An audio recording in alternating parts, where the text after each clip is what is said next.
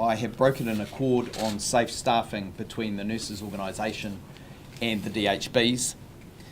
The government is ensured to make, this government is committed to making sure we have enough nurses in our public hospitals to ensure both their own safety and their patients' safety.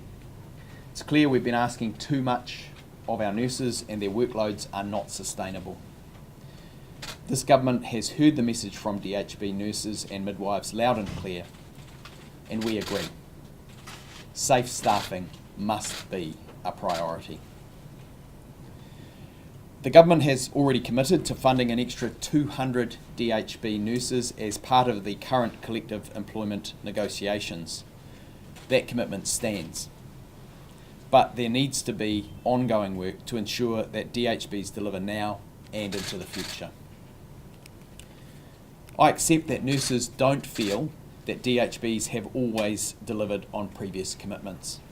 As Minister of Health, I will be requiring DHBs to make good on all staffing commitments.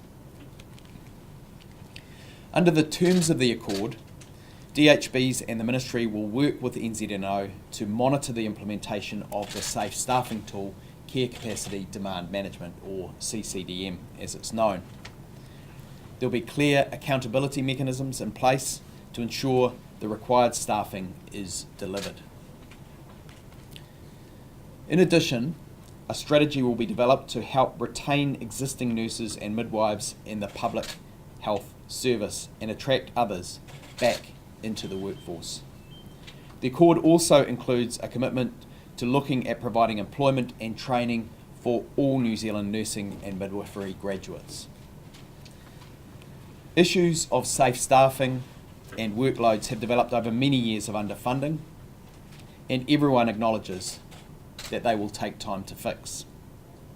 I've always said we couldn't fix everything in one go, but this Accord establishes a forum to deal with these issues on an ongoing basis. The Accord will be signed on Monday at 10:45 a.m. at Parliament.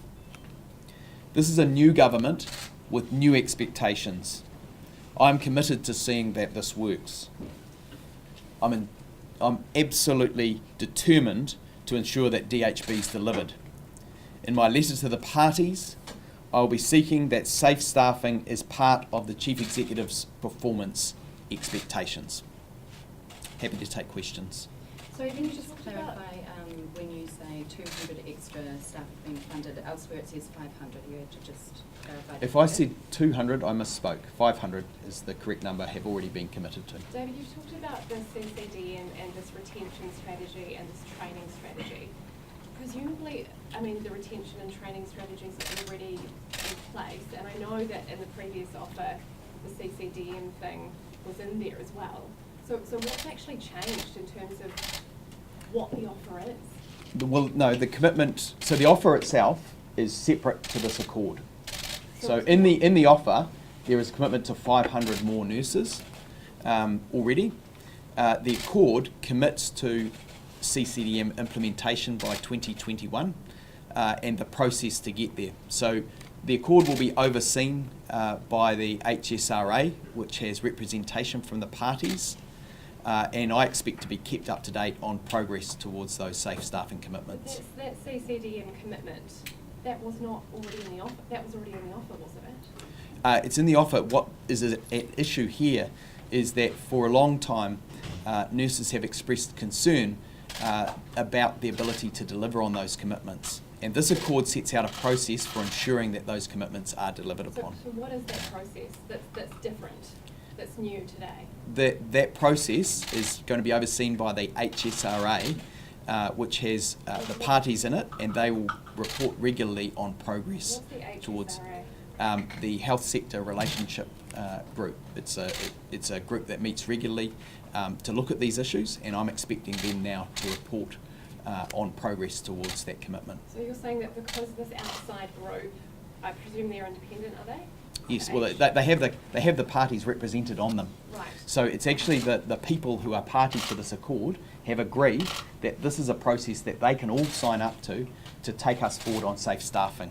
And that gets to the... oversight. Are you talking about that oversight? That outside oversight should provide some sort of relief to nurses that they Yeah, might the not nurses, trust you, the but nurses, they trust that organisation. well, it's not, up till now it's been the DHBs who've been solely responsible for this. It will continue to be the DHBs and the nurses that are responsible, but the Director General will sign up as well to this. There'll be regular reporting to me on progress on this progress towards safe staffing, and the Accord lays out a process where there's examination of how we're going on our safe staffing commitments, and the parties have agreed that this is a process that gets them to confidence around delivery on safe staffing. How regularly will you be looking at this, looking at the progress on that safe staffing implementation system? Well, I expect that the DHBs will be reporting to their own boards when they meet, and that the Director General of Health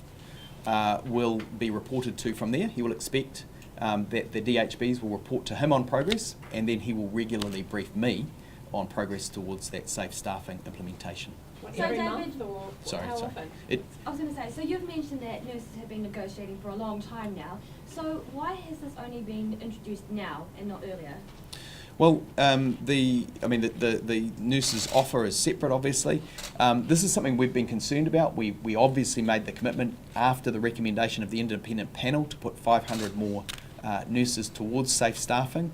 But the concern has continued to be articulated in the media by the nurses. And so I sought to broker an accord so that we could actually get the parties to agree on a process to get to the safe staffing. Because I think that's the issue we're hearing again and again, is concern about nurses being stretched and whether that's sustainable on the wards. And I, for one, don't think the current arrangement has been sustainable and can be sustainable into the future without some commitment by the parties to a process that gets us to safe staffing by the CCDM method by 2021. Why has it taken so long since 2005 to get to the point, and it's going to be until 2021, so it's 16 years. I mean, it's 3 years of the previous Labor government as well. Look, I can't answer for previous governments as to why they haven't got the progress to CCDM that's been hoped for.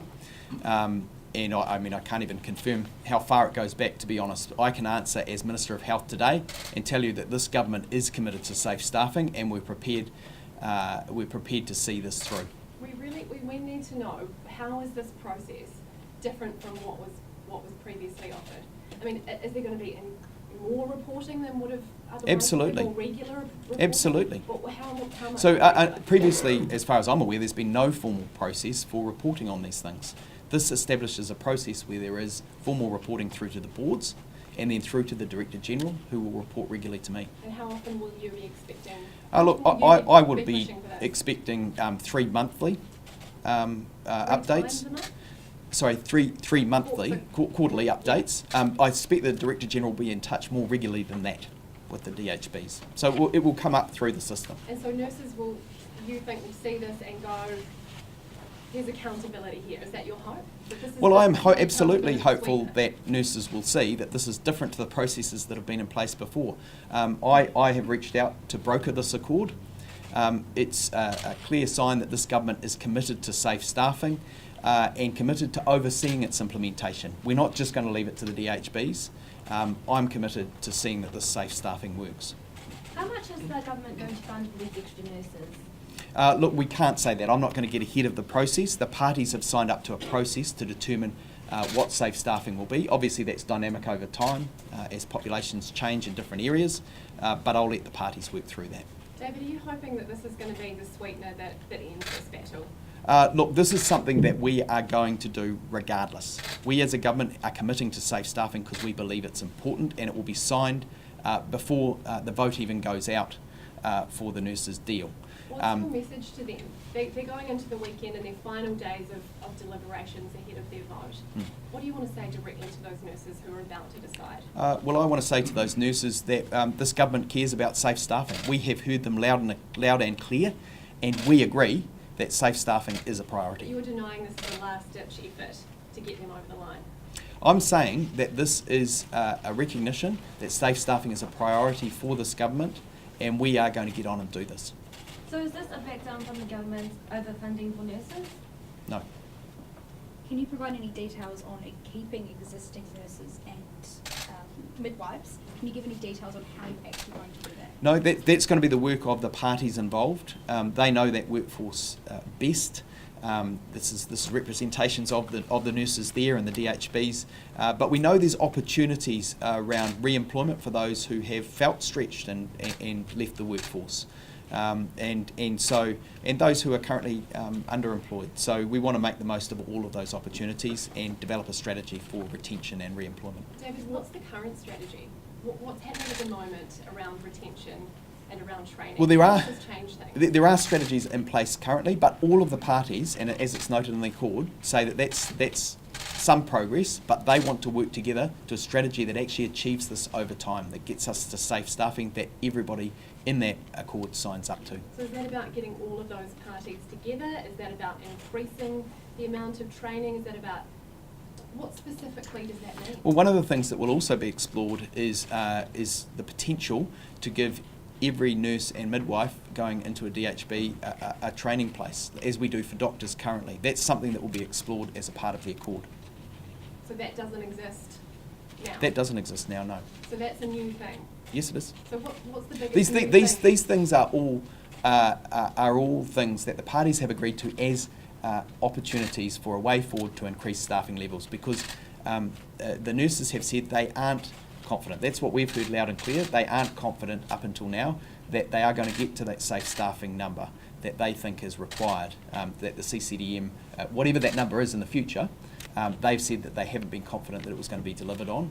And this accord is something that all of the parties are happy to sign up to say they believe that there is a way through this and that we can get to a point where we can implement CCDM, care capacity demand management, and patient safety and nurse safety by 2021. So that placement thing wasn't in the current offer and wasn't already on the table. You're saying this is part of the new retention? This is something that's going to be explored. Yes, it's new. So does the fact that you've brokered That's what it says in the accord. You've got a copy of the accord. So does the fact that you've brokered this imply a lack of confidence in DHBs and the ministry to achieve it without your As I said, we've heard concerns from the nurses about staff safety, and concerns that the DHBs haven't always lived up to their promises in the past. And that's why I think the parties were willing and keen to sign up to an accord that maps out a process for getting to safe staffing by 2021. Will DHB executives have to step down if they don't meet expectations? The expectations on chief executives will flow through from the chairs. They have a range of expectations on them, and their employment is the responsibility of the chairs, but my expectation will be very clear. Do you mind just reiterating? So my expectation is that it will be a clear and formal part of their performance expectations for chief executives. Is it already? Not as explicitly as I want it to be. What's the current situation? I'm not sure of the detail currently, but I want it to be absolutely clear that we're heading towards the safe staffing by 2021, and that is the pathway we're on, the agreed pathway that these parties sign up to as they work through the accord. That the results of that are something that chief executives are held to account on. And to do with the how, I mean, when are we going to get more detail on that? Because you put out the what 10 minutes ago. When are we going to know the how? About the H. Well, how are you going to do this? How are you Well, gonna the follow it parties, up? I don't want to get ahead of the parties' work. Theirs is the job now of putting this into practice. They've all signed up and said they haven't signed up, they'll sign up on Monday, is my expectation. But they've looked at the draft and they've agreed that this is a way that they can work together to get to safe staffing. So is that your key point, that it's about this collaboration that should make the difference? It is important that the parties are willing to collaborate, and I think it's also important that there's oversight of whatever they agree upon to get to safe staffing by 2021. Is this level of collaboration precedented in the New Zealand health system? As I think I've kind of said, there has been a degree of suspicion about the DHB's ability and willingness to implement safe staffing in the past, and so this has been welcomed by the parties as a way to ensure that we do get to safe staffing by 2021 according to the CCDM formula. If you were a nurse, would this tip you over the edge? Look, I'm not to recommend one way or the other. I hope nurses have a good look at the offer that's on the table, and I hope they also recognise that this government is committed to safe staffing.